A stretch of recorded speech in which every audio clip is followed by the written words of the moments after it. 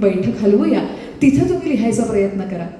त्यानंतर ती सगळी बैठक नेमा काका म्हणजे माडगुळकरांच्या घरी जे होते त्यांनी ती वरच्या मजल्यावरती बैठक घालून दिली.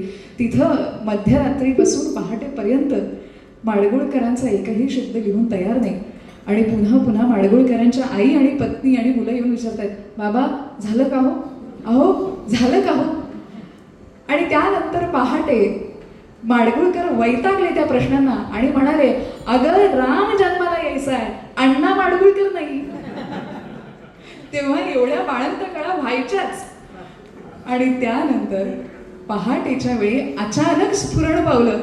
एक एक शब्द लिहून तयार झाला आणि गदिमा धावत खाली आले आणि श्रीधर माडगुळकर सांगतात, माझ्या पेंगुळलेल्या आईला जाग करून म्हणाले, पेंगुळल्या आत पात, पेंगुळल्या आत पात जागत्या कळ्या, काय काय करत पुन्हा फुललेल्या कळ्या, उच्चरवे वायू त्यास हसून बोलला, राम जन्मला ग सखे राम जन्मला.